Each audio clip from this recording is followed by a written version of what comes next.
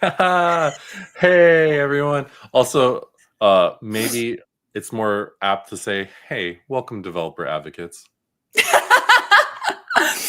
don't dox ourselves. We love to support our teammates. Oh wait, there's somebody else here. Hey, Kevin. Hey, Thanks Kevin. for tuning in. Okay, I don't know. I don't know who's going to start showing up for these things. I didn't really advertise this week because I was kind of wanting to see how it would turn out if people were just going to tune in regularly. Fair. So, because we kind of did a push for the very first episodes of all the new live coding shows, Yeah. and so I kind of see what happened here. So, hey to everybody that's tuning in, or hey to Kevin. Hey, Kevin. um, welcome to. Oh, there's other people. Hey, Kartik. Okay, so getting back into it. Welcome to Live Coding Elevensies. Today, I'm joined by Lauren. This way. Lauren. We're both senior developer advocates here at ServiceNow.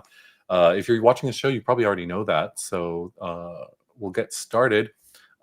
If you didn't watch the first episode, we did do a model where if we do a live stream for live coding, we take that episode, we edit it, get rid of a lot of the boring gaps in between activity, and edit it down to a succinct show, and then premiere it 1 hour before the next episode of the same show. And so if you were watching, the first episode of Live Coding Elevensies appeared on this channel an hour ago. So we're going to keep to that model. And so if you missed an episode, you can watch the previous episode and then tune in for the live one right afterwards if you have the time, and if you want to do that, or just catch it as a VOD every single week. But that's the model that we're going for. And so if you missed out on the last episode, we did a lot of setting up for the Promptception app. The Promptception app is this idea that, hey, we're going to make a tool that people can jump into, like one of you or any of you can go into and give a simple prompt like create a CRM wrapper app. And then it'll take that and try to expand it for you so that it could be a much more robust app that you can take and edit it and put it into some generative AI service you want. I don't know why I use that example. We already have a CRM.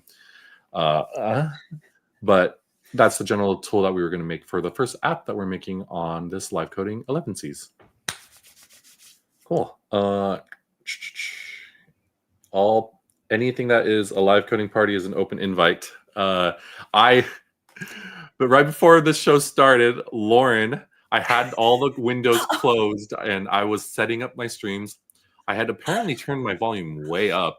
And I'm like, just as I leaned into one of my screens closer to my speakers, Lauren goes, "Hey," and I dropped out. No, you didn't even react. You just, it's like you went like green screen, just like. I blanked. I think I rebooted on the spot because I was like so jump scared. You know, I guess I know what my fight or flight response is. I might just like curl up into a dead ball and pretend I'm dead. Well, it's fight, flight, or freeze, so it's the freeze one. I froze. I was just like, I'm so startled. And Lauren was like, "Wow, you took that very well." And I was like, "No, my heart. I could feel my heart is like in my throat." Anyways, yeah. Kevin said Earl's a possum. I literally just. Yeah, it's my bad. It's my bad. No. I should have been prepared, but it's because we have it's an open invite for the rest of the team to attend our shows. And for our first show, most of us streamed solo. Chrissy had a partner on it, but it wasn't a developer advocate partner, and so we were all solo. So I was already in the mode of like, oh, they're probably just going to be in the chat, hanging out and stuff like that. Lauren was like, "Nah, I'm going to scare the living crap out of you." Well, I'd already done my hair and makeup today too for recording Breakpoint, so I'm like, wow, I got a lot of leverage out of that effort. Cool. Yowzers. Okay. All right. So getting back into Promptception, the things that we made already, we did the table structure. We used AI to add a dictionary entry. We used AI to create an entire service portal page. One-shotted it, and it did it fine. And so now I populated some backlog stuff. This is the only thing I did not on stream is I went back into the Miro board and I added some of the stuff that I didn't do the first stream that I know I need to put down as backlog items, so that I remember to do them in the future. That's the only thing I have done offline. I haven't done any other kind of work on this app because I want to make sure everything that I do on these things can be watched from beginning to end. Okay. Yeah, it's the hardest part of this stuff is like, well, by working on it by proxy, you're like, oh, I have all these ideas. And like, you're like, dang it, I don't want to like do them offline. I want to wait a week to do them. Yeah. And the first episode, we had all these ideas of things we could build. And eventually we'll get to them. And I have a problem of when I am doing dev on an app, I don't want to stop. No, especially if you're on a roll. Yeah. Yeah, especially this every other week cadence that I told myself like, oh, let's all stream every other week as a normal cadence so that we don't get burned out streaming every week. Now I'm getting frustrated because I'm like, I want to work on the app now. So I might up my cadence for these streams. Do it after July. Yeah. After we finish July, which is another busy month for all the developer advocates, because half of us are going to India, half of us are going to Sydney, and poor Chrissy is doing both. Yeah, and during all of that, we're producing TechNow. So it's going to be, it's a joy and privilege to work during release season. Mm-hmm. And Chrissy, it's not overachiever. It's literally me being antsy to do stuff more often just because I want to get something done. But yeah, Chrissy is that like the meme with the smiley face in front of it and the pained person behind it? Yay! Like the crying, it's like crying. Yeah, the crying. Behind. Yeah. All right, so jumping back into the app, I didn't add the choice field, so we'll do that right away. And actually, maybe we'll try to. No, I'm not going to try to one-shot that because one of the things I know for AI is that when we start doing things inside of ServiceNow, having examples of those things first is helpful for the AI to be able to recreate it. And I don't have any other choice fields on the table, so I'm not going to risk it messing that up. But so I'm going to go back and redo that real quick, do that part of it since we didn't do that last time. We were fooled last time. It looked like it was here because when you create a dictionary entry with a default value, it automatically puts it in, even if it's not a choice. Yeah, that's such a boogie. I've gotten got by that before. It's such a annoying thing. So let me just add the choices real quick. To answer Kevin's question, do we use StreamYard for all of our live streams? We do. We actually use it for a lot of things behind the scenes too. Like I used it to record the video versions of Breakpoint. It's just a really nice, it's very easy. You can not only create these orientations where people are like streaming and there's picture in picture, but you can also record independently, which is kind of nice. So you can have the audio tracks all separated out and the video tracks. So if there's any overlap, it's a lot easier to edit through StreamYard. It's a nice little platform. Very cool. That was the first time I've ever seen this happen. I was tabbing through this. Yeah. And get your faces over so we can see it. It was creating. Oh, sorry. Thank you. I was creating new rows for the values, and it was not creating the record fast enough that when I got to the value, when I tabbed over, it thought there was no value. No, they didn't know there was a record yet. That's interesting. Oh, interesting. It's been a long time since I've opened up the old dictionary entry view of a field. I am weird in that I will do stuff like that either in dictionary view, I'll do it in form builder, I'll do it in form design, and I will change between the three for no reason at any based off the stars in the sky. Yeah, I'll look down and at my mood ring and decide based off of that. Yeah. Which is it's always the same color, so I don't even know what that necessarily. Some are better than others. Yeah, I don't have like for some circumstances, it's good for like form layout. Sometimes that's really helpful. Just like I just want to switch them around real fast. There's always purpose for each. Okay, so we're gonna make the entry form now.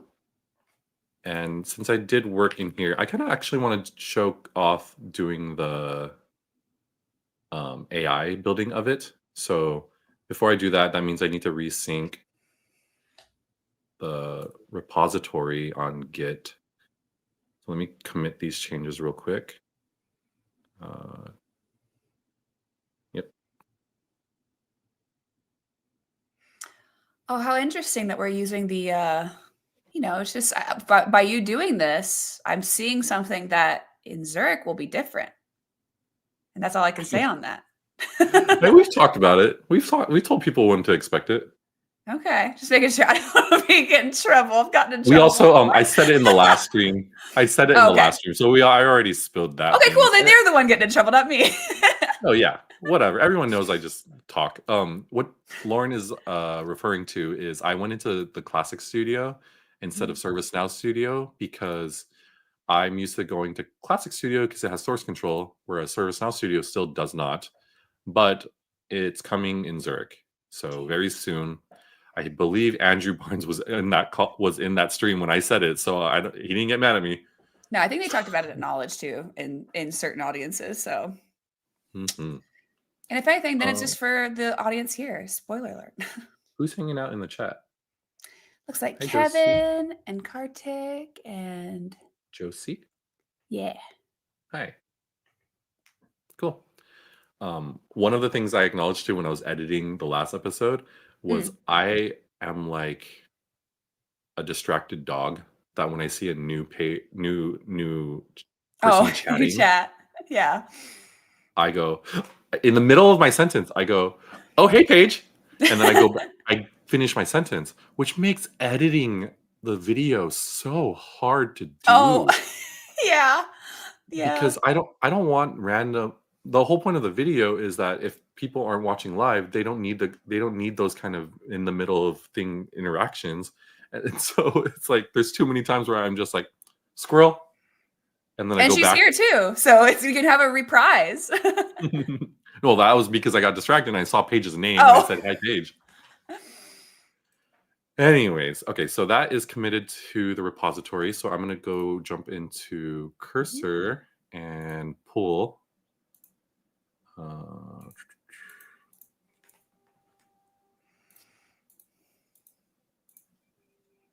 Hopefully, wish it would give me some indication that it just pulled. Did it? I think so. I think it had like a little progress bar. It was just fast. I just don't see my sys choices. Well, what field is that actually? State. These little things. Oh. Yeah, sys choice. Yeah. And I don't see any sys choices in here. Is it in the dictionary? No. No. So I'm not sure if it pulled. Here, let me look up GitHub Desktop. That might be easier for me.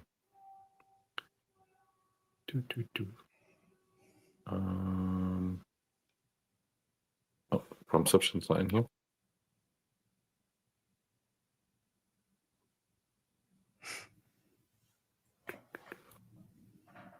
How did I initialize this? Was it done in the right scope? It should have been. I mean, it had to be, right? Yeah. Yeah, it is.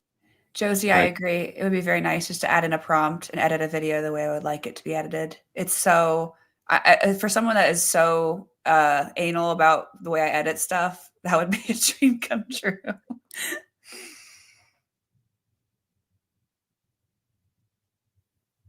Sync.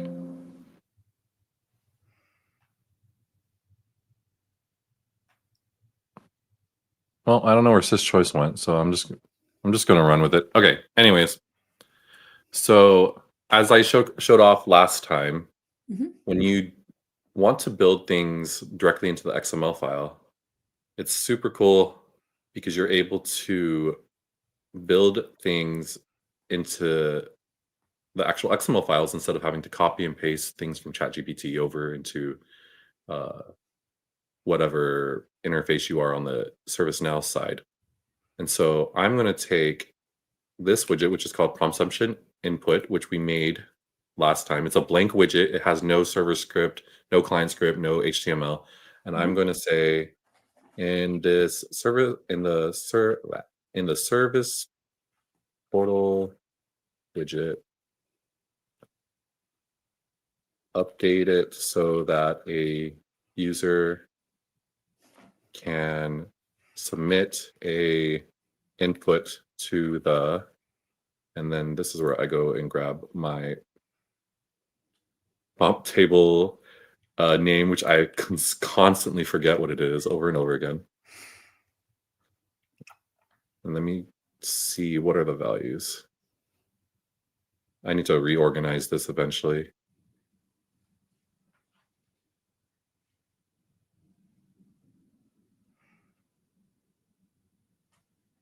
Look, I documented something I needed to do.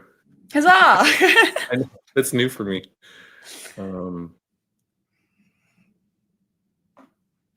When show that the submitter is going to be the logged in user, but keep it read only.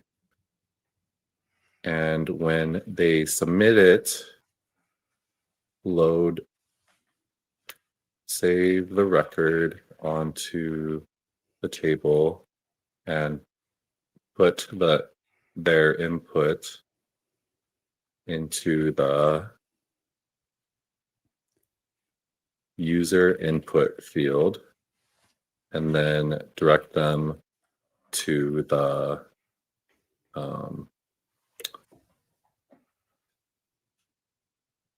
don't remember the page name. Hey, Jesselyn. Jesselyn!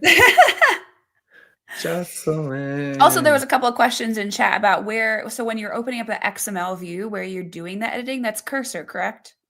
Oh yeah, sorry. I assumed people were watching from the first episode, which I shouldn't assume. Yeah, I'm using Cursor, which is my preferred tool right now for IDE work with code. I am about to evaluate. Oh, thanks, Lauren. Wow, it's so helpful to have a. Yeah. It's so helpful to have a producer. Okay. I am evaluating Claude code, which I call it Claude. So, but that makes it weird to say Claude code. I'm evaluating Claude code right now to see if I prefer that over Cursor. So I might switch, but we'll see what happens. So here's my blank widget that I mentioned. I'm going to go over to the page and try it. And I haven't made a portal yet, a dedicated portal. So I'll add that. Make a portal for this. Look at you go with your backlog. I know. But for right now, we're going to load it into SP. Do you ever have the problem where you smile, your AirPods pop out? I constantly struggle with that problem. That's why I keep readjusting them. Have you changed the size, the tips? No, I might need to though, because I really keep popping out every time I smile. I changed mine, and then Rebecca even bought even smaller sized ones off of Amazon because those fit better for her than the ones I provide. And then, okay, so, and then in the service portal widget promptception input, update it so that a user can submit an input to the prompt table, show that the submitter is going to be the logged in user, but keep it read only. And when they submit it, save the record onto the table and put their input into the user input field, and then direct them to the input. No, actually, I don't want them. It's not input. I want them in, what was the other one? List. I think the page name is list. Yeah, list.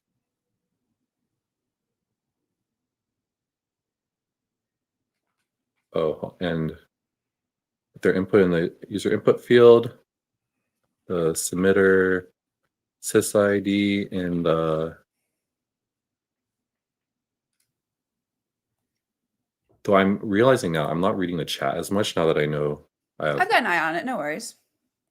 Someone hanging out. Thank you.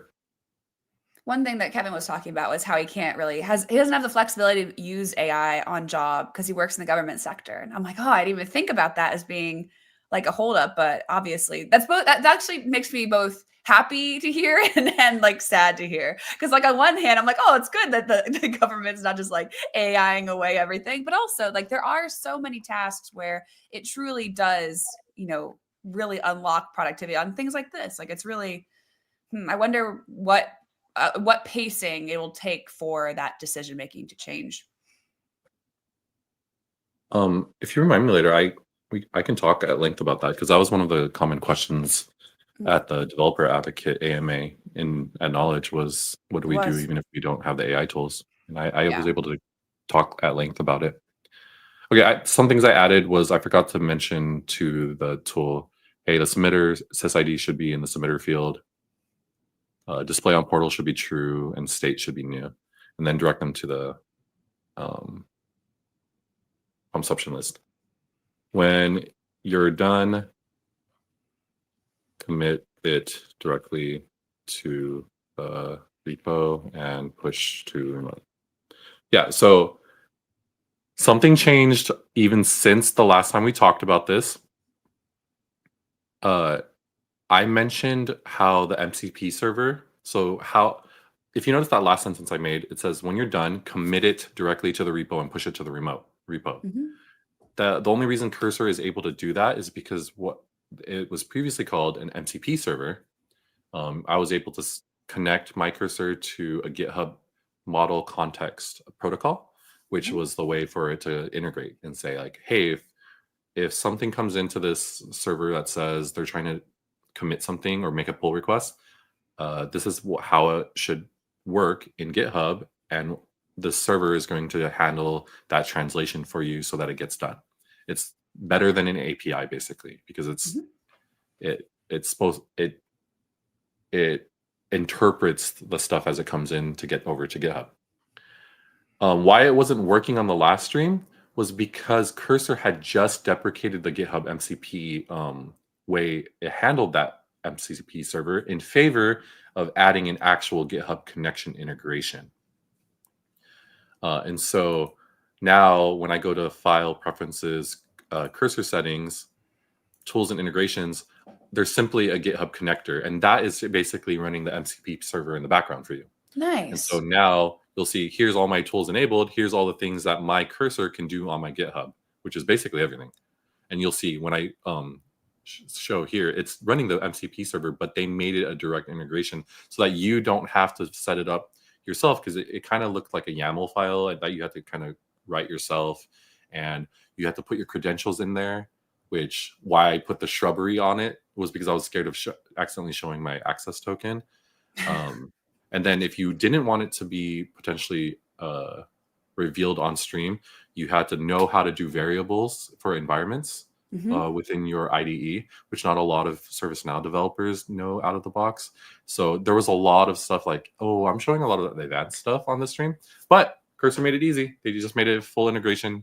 I pressed connect and it brought me to a login screen and it connected it. So it's a lot easier now to get this kind of stuff started. Yeah.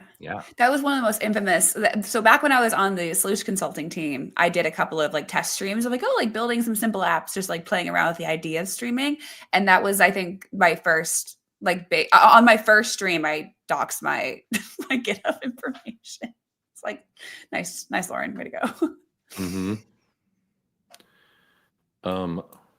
I see people talking about, the interesting thing about coding in natural language is I feel like I'm successful in my coding in natural language because I'm so detailed in my prompts. Yeah. Like this, I have all the details of what I'm expecting to be done in this prompt, but for the sake of this stream, this is actually only maybe like a quarter of the detail I normally provide whenever I do a prompt. Yeah. I mean, I think that's a skill in itself too, is like describing things accurately to get the result you want, Yeah, I think it's probably why I'm building this app as a first go, because like expanding your prompt helps people realize like, oh, these are good stuff I probably should have included in the first time I went around. Yeah. And I have VS Code. It's right here. I'm already ready. I have it loaded into this in the same repo, but I'm using cursor, which is a fork of VS Code. So it's essentially the same thing. You can run the same exact extensions. It the looks same like VS exact Code, to be honest with you, like the UI. Yeah, the main thing that's different is all of the generative AI integration into it. It's like side-by-side coding, the tab coding, some Copilot stuff, but more than that. But yeah, the same exact extensions, source control, all that's the same, and it all works the same way. In fact, there's a button in cursor that says import all my VS Code stuff. So it all works. When I go back to Claude, Claude runs via terminal, so I might go back to VS Code to play with it there. Okay, so I'm gonna try to one-shot this and hit go finally.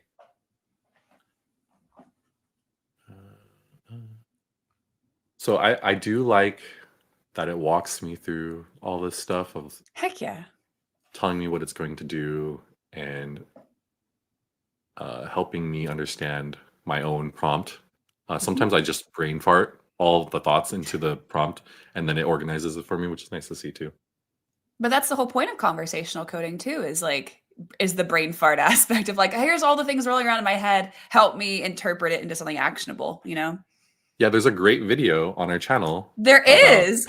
Brain dumping into AI that me and Travis did. And if you want to see a cool use case of day-to-day usage of AI, go check out that video, because we're pretty stoked about all the different AI use cases that we're having nowadays. We have another episode that we wanted to film this week, but we're so busy with CreatorCon India stuff that we haven't been able to shoot it. But another of one of those day-to-day AI stuff is supposed to come out. Oh, okay. And so if I you're finished. watching the VOD, it'll be linked down below and in the upper right-hand corner.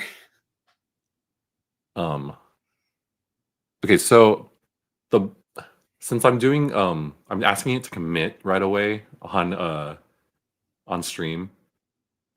It's not showing me the diffs usually that appear when you don't commit. So I'm gonna go through here and look at some of the diffs to see what it's working. So okay, so working with an XML file, that's, again, this is why it's so cool. It did the client script and it put it in the client script spot. It did the server script and put it in the server script spot.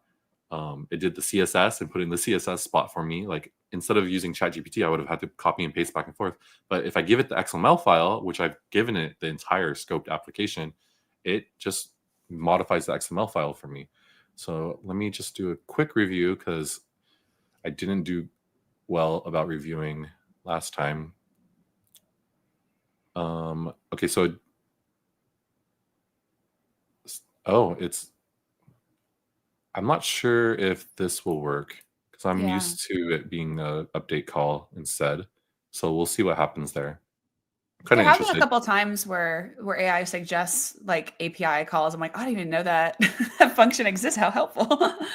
Yeah, luckily for me, and I go about this there's a playlist about vibe coding on this channel that I talk about it, and the 4th episode is entirely me saying, like, these kind of tools should only be used when you're at a level of confidence with your coding ability. Yeah, to peer review it. It's purely irresponsible for you to just be committing code directly into production applications. Unchecked. Yeah, so like me sitting here knowing that this app is just on my own instance, I'm already like flagging it in my brain, like, this is probably this might not work, and I'm hesitating about it. In fact, I could go in here and tell it, like, I'd rather you use the try and true method of c.server.update and go about pushing stuff to the database that way. I'm interested to see if this will work, because I'm not used to it. Because I acknowledge that AI is great for discoverability. AI has all of the documentation saved into it, and so it might know a better way to do it that I've never heard of. So I'm interested to see if it will work, which I'll test soon. CSS stuff, I tend to not bother. I don't see any JavaScript in it, so I don't see how it could mess up anything. Server script. It went about getting the sysid a little bit more roundabout. I would have used get user ID. It used GR, which I'm the person that popularized making fun of it. So I think I like only used GR. for those types of Lauren. things. Lauren. I know. It is wrapped in a I function, know. so there's that. That was something I always lost points on in school was variable names. Always. I'm like, yeah, but it does it right. And they're like, yeah, but no one can read it and you don't comment it. I'm like, yeah, but it works. So Interesting. I think I see where it's getting API create prompt from. Here's create prompt, and it's trying to, in the server script, it's trying to create a function for that. yeah. But that is interesting. I've never seen it try to do something like that before. And here's the HTML, and which is using Angular, so that's correct. All right, let's see how it works. It's already committed, so let me go to the GitHub repository and verify that it's here. Yep, 20 minutes ago it updated. Ooh, no, that's not it. Josie, I thought you were referring to me using GR would get me terminated at some places. I now realize you're referring to Kevin joking that he commits straight to prod. I was like, kidding you, using just GR as a variable name gets you fired? I was like, whoa, people have gotten so much more strict. Nope.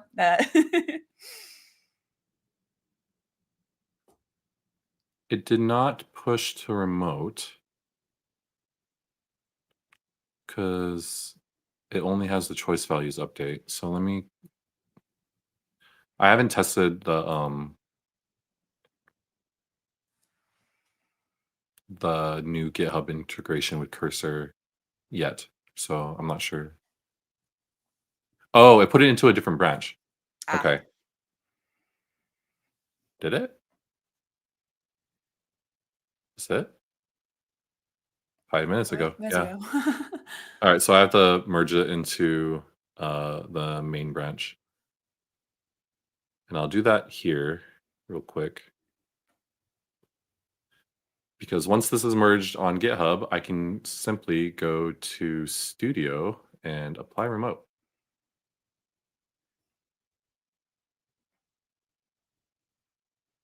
And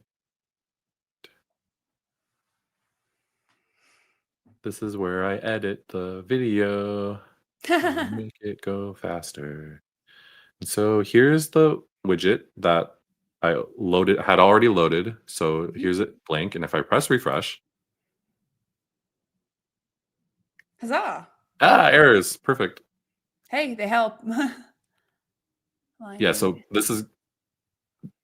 there's errors here, which I expected because I didn't think create prompt would work. So I'm going to go back to here and I'm going to say, upon loading the page for the widget, we just updated. That AI just updated. The royal we. I got these errors.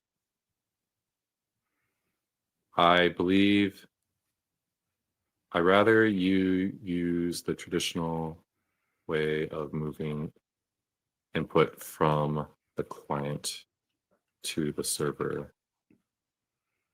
C.server.update. Hi, Mahathi. Hi. And so what I just essentially did was kind of vibe coding in the original context of like, don't even look at the code, just give it errors until it fixes itself. Yeah. But this isn't just giving it the errors. I said I'm pretty sure it's basically I'm pretty sure I know what you did wrong, and this You're coaching the way you should have done it. Oh, and apparently it's trying to commit it every single time now that I've said it to once. Okay, so let's see what it did. It changed it to C.server update. Yeah. With a user input. Okay. I got rid of your create prompt. And then put a bunch of things in. Wait, where's this? Oh, okay. It's 51 hidden lines. This is the server script. And it's doing, this is a good best practice that I never told it about. If you have an input in the client object coming in, always check if the input is actually there before using the property side of the input. Though with ECMA 21, you just put a question mark in front of the period and it should be fine. So it didn't use modern JavaScript because it thinks all of the ServiceNow stuff is still using old JavaScript. So kind of standard. Okay, so I think it try to push it. Yeah, this is all still in the scoped app, correct, Earl? Yeah. I don't think I've left it at all. Let me just make sure it's here. In Promptception. Was this? Okay, so for some reason it's not actually pushing.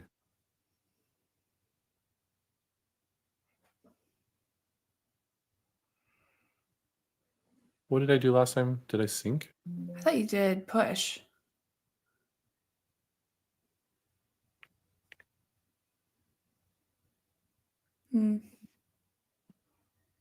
Because this is from the pull request. That's not the new code.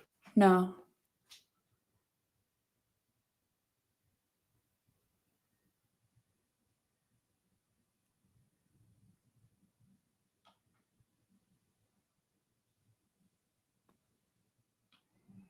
What's that? So I keep getting. I've always gotten this queue error, and it's never been a problem. So I don't think it's that. I don't know why.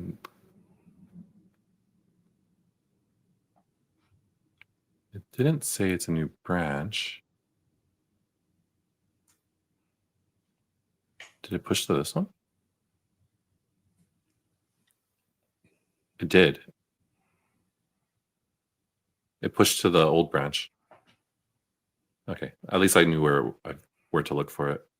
So to answer Josie's question, so the developer course that we would recommend, so Earl did a whole a redo for the new ECMAScript stuff for our JavaScript, like last year or the year before, Earl.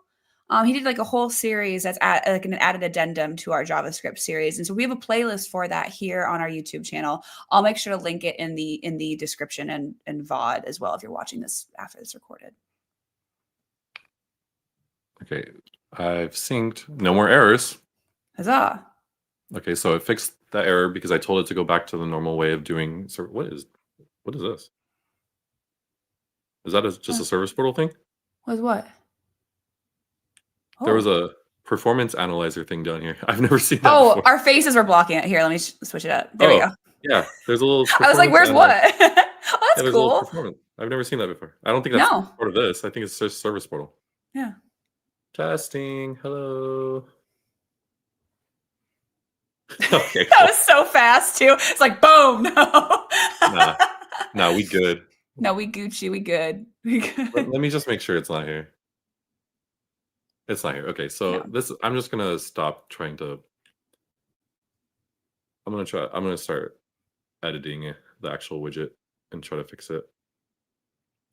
There was a comedian that I liked, and he did a whole bit on how linguistically the term "edited it" is like a failing of the English language. He's like, it's too many did it's edited it. It's like it's so difficult to say.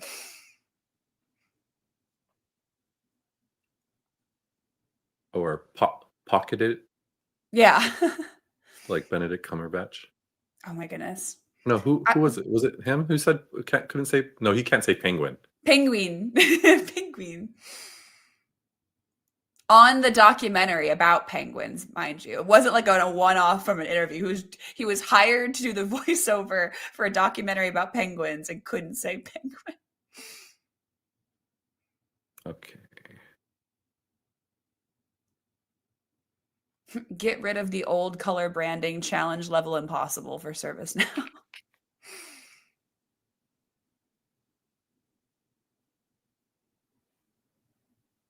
I'm just verifying that it used the right table name, and it did. Just making sure. No, you copied it. It was perfect before.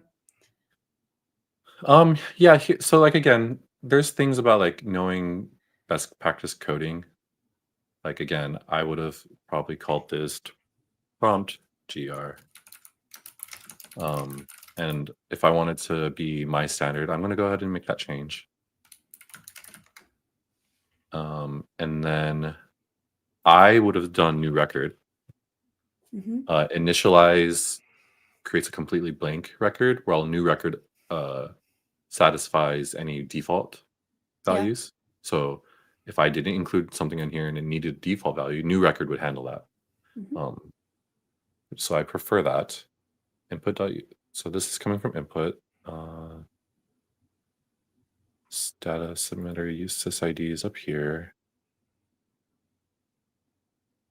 All of this actually is, I would actually have been, all this would have been set value for me. Yeah.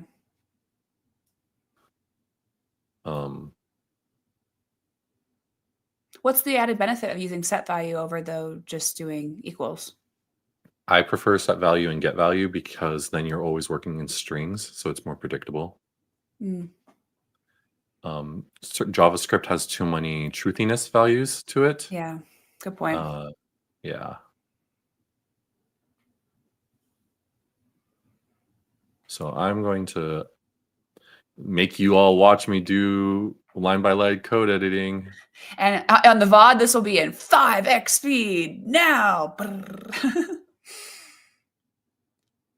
Yes. So like true, I know that for true false values in the true false dictionary values inside of ServiceNow, set value for the word true and set value for the word false as a string will always work the way you expect it.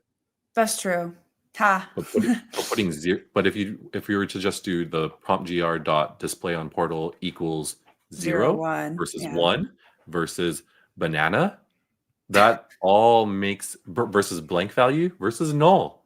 Like all of that is unclear. But if you always do set value and set it to either true or false as a string, you know it will work.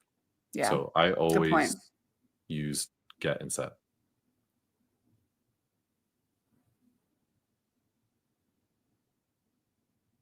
Okay, so server script I went through and it, see, I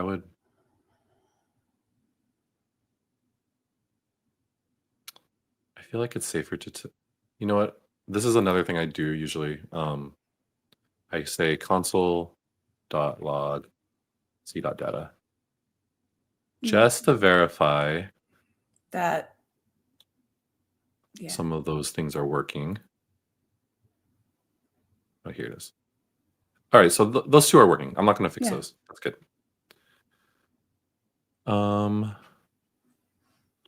Comment. Listen. I'll leave that there for now. Input value starts off as blank. Submitting is false. Error is empty. On submit, which this should be.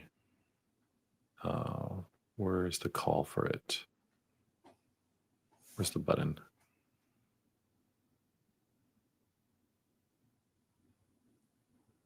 It's the 12th line.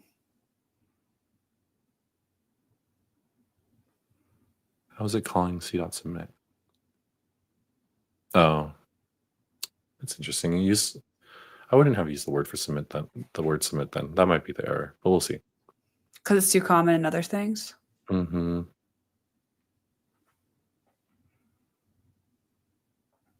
CDA is submitting.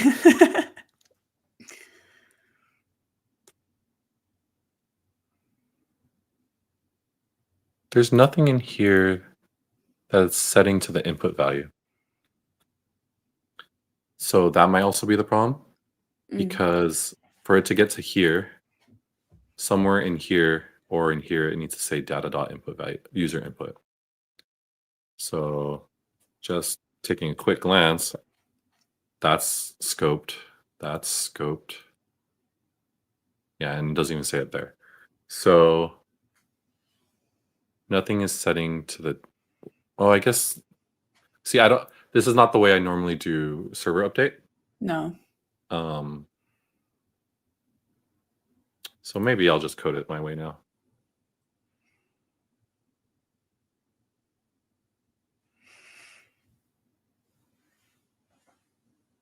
What's going on in chat?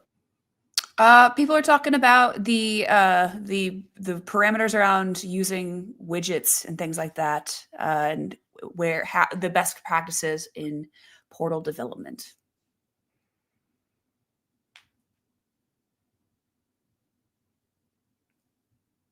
Best practices for widgets? What was it?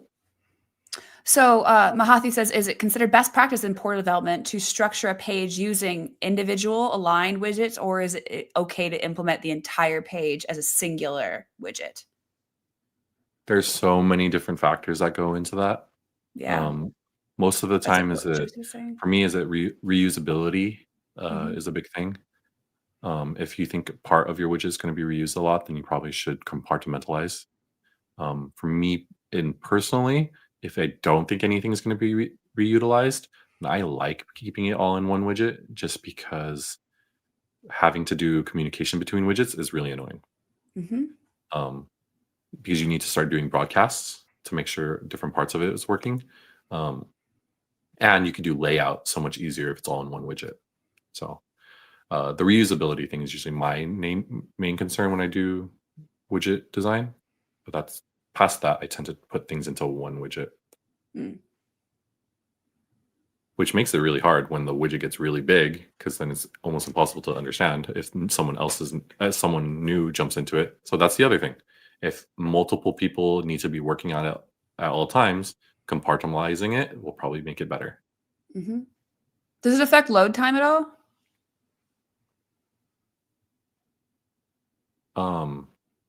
Negligible. I don't do anything with portal development, so my insight is neither here nor there.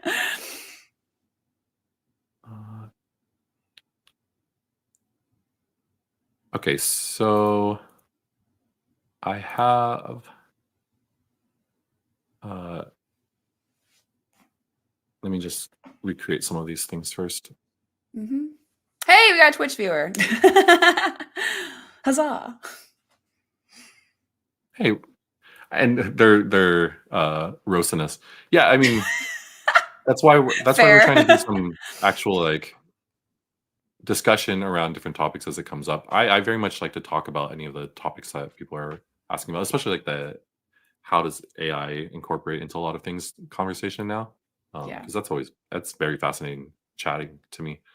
All right, so let's see if this at least inputs to the table now. I haven't even looked at the HTML, to be honest, so we'll see how it works. Hey, Becca.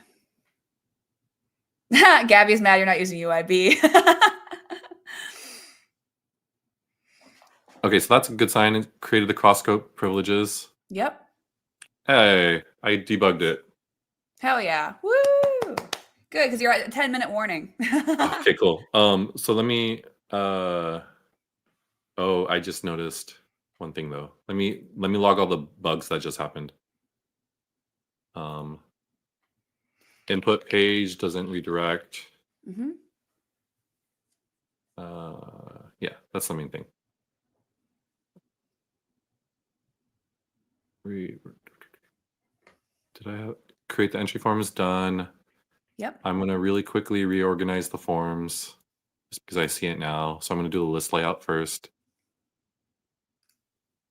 We'll do input, state, expanded. No. I want to put submitter earlier. Yeah, this is the real interesting part of development, right? Just reorganizing things. Yeah. Okay, now the form. Hey, no one said it was sexy. We just said it was impactful. All the interesting stuff we front loaded. We made all the AI stuff at the beginning. Yeah, you're joining. You missed all the really cool stuff. Go watch a Claire Obscure stream if you're looking for excitement. Are you done yet? Oh no, I'm not. I kind of rage quit for a bit because I couldn't beat Sprong or whatever his name was. Oh yeah.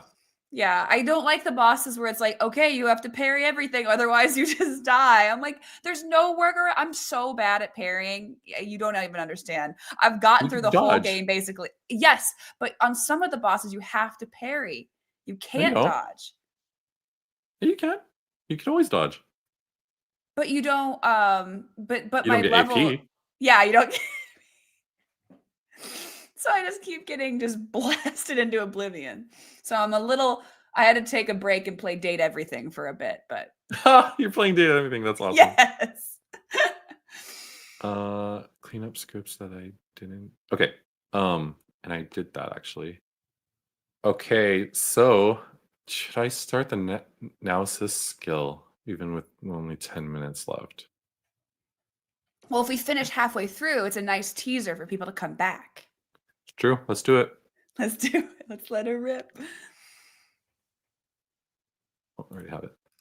All right. So all the page stuff is done, except for like the redirect to the list, which I can fix at another time.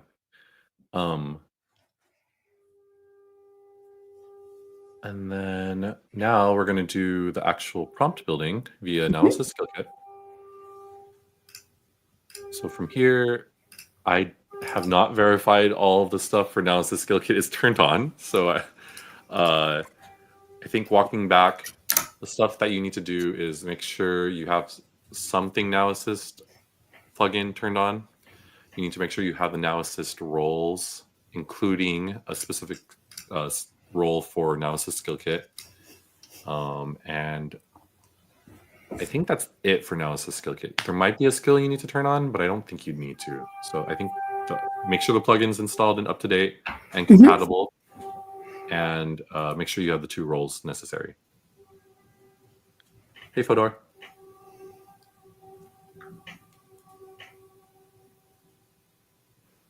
All right, I'm going to expand my prompt. This skill will take a simple prompt and make it more robust. OMG. We're going to use the Now LLM. Yup. Which is a fork trained on specific data for ServiceNow, forked over from Hugging Face. We're going to write it from scratch. I still remember the day of that acquisition. I'm like, what is it called again? It's not an acquisition. It's a it's an open source consortium. Yeah. We're just I think we're the main backers over it. Yeah, partnership, not acquisition. My bad. Mm-hmm. They use the same graphic. They do like the ServiceNow, the bar, and then. This is new. I've not seen this interface before. I'm not used to being walked through a wizard, so I'm going to use it. I usually am. I'm used to getting loaded straight into Now Assist skill kit interface and then just inputting these things all on the one screen. So whatever. Prompt. Mandatory. Choose a test record. Nope, not that one. Because that one was an actual dummy. Go to summary. Yes, those are literally the things I just inputted on 2 different screens. Okay. It ends at the top of the hour, yeah. Like I said, I might stream more often. In fact, for all of you watching right now, I'm likely to stream next week too. No, in 3 weeks. No. Okay, so me and Travis alternate every week at the same exact time slot. But Travis will be in India in a couple of weeks for his time slot. And so I might take over his time slot and stream during it just so that people don't show up and like, oh, I was expecting a show. And and instead Travis doesn't want to do a pre-recorded show into that time slot. He wants it to still have some interactive elements. So I might take over that slot and work on things. I'll call it, I joked and said, his is afternoon tea and mine is Elevensies. We're going to call that one live coding Elevensies. Elevensies? Just really? Yeah. Okay, so here is where I would write my prompt, which I think before I dive into it, we probably should start wrapping up. What I was going to do here and what we'll do on the next episode is we're going to start building a prompt that takes whatever input that person has and starts making it more robust. And the way we're going to build this prompt is via a combination of our own research. We're going to tailor it to what we think is important for ServiceNow stuff. And we're going to look at other existing prompt expander or prompt improver tools, because I know Claude has a really good one. It's called Prompt Expander, I think it is called, and they have a lot of like cool thoughts on how to go about the process of making a good prompt, and we're gonna utilize some of those strategies, and we're gonna put them all into ours, and then go from there. So hopefully this is only a 3-part episode for this app, and then we can move on to another app, because I have some weird stuff I want to make. And this one's more like, oh, this is actual utility. No, I want to make some weird stuff on this stream. Do you have any? And you want to tease us what the weird stuff is? Any hints? What was the well? Some of it is on the Miro board that we talked about last week. I think making an AI generated version of the fake product generator would be really fun. That would be fun. At Service, because naming at ServiceNow is the most bonkers thing. Don't get me started. Coming up with that, maybe even expanded to like release name generating alphabet stuff, and then also adding AI elements to make the product description of these fake things would be really fun. That would be fun. No, I'm not making a Twitter clone.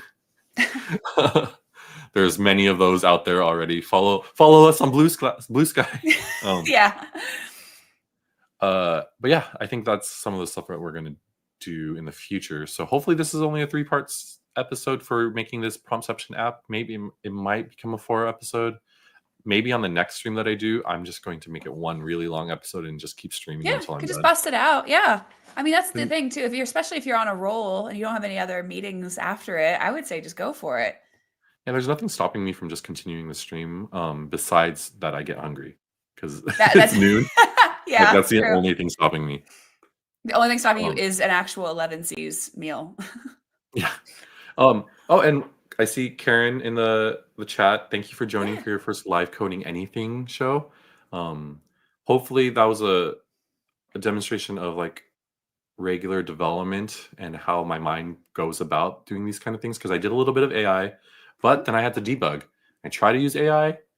It fixed some things, but it's still broken. So I went into the code myself, and I actually I went section by section trying to figure out what was going wrong. I found it, fixed it. It's working now. And then I moved on. I'm constantly going back to my own notes of remembering what I'm working on, filling these things out as I go. I have notes up here about other stuff, data architecture, crappy data architecture that I... Hey, any data architecture is better than none. Yeah, so I'm trying to figure that out. And if you missed most of the stream, because I see some of you popped in a little bit late. Oh, I see Boss Man is watching also too. Again, this episode will get edited down to all the goodness and none of the fluff, or the gaps of talking and stuff like that. And it will appear on this channel in 2 weeks from now. And that's the cadence we're going to do editing for these VODs. Past that, there's other shows. Christy and Travis also have their live streams, so make sure to tune into those. Yeah, sweet. Anything else you want to plug before the end of the episode, Earl? If you can make it out to CreatorCon India or the World Forums, come hang out. Yeah, that's super exciting. We're actually going to do an episode on Breakpoint about CreatorCon India that comes out next Wednesday. So if you tune into Breakpoint, you can learn more about the specifics of that from the man kind of captaining the project himself. So that'll be fun. Nice. We're putting out content on this channel all the time now. TechNow is going to come soon. The registration page isn't live yet, right? It'll be live on July 3rd if you want some secret info. So get ready. Yeah, so, registration for attending the webinar. It's one of the biggest ServiceNow webinars that happens yearly or semi-annually. So tune in for that, where we showcase a lot of the stuff that's happening in Zurich. Yeah, it's crazy that I feel like we just finished Yokohama. It's like, all right, that's done. Moving on. Cool. Thanks everyone for hanging out. All the names I'm seeing. Gabby, Paige, Kevin, Derek, Karen, Mahati, Josie, the people on Twitch hanging out all by your lonesome. Thank you for hanging out. Fodor. Yeah, a lot of people in here. All my teammates hanging out. Thanks for hanging out. Yeah. Okay, bye. Bye. Have a great day, y'all.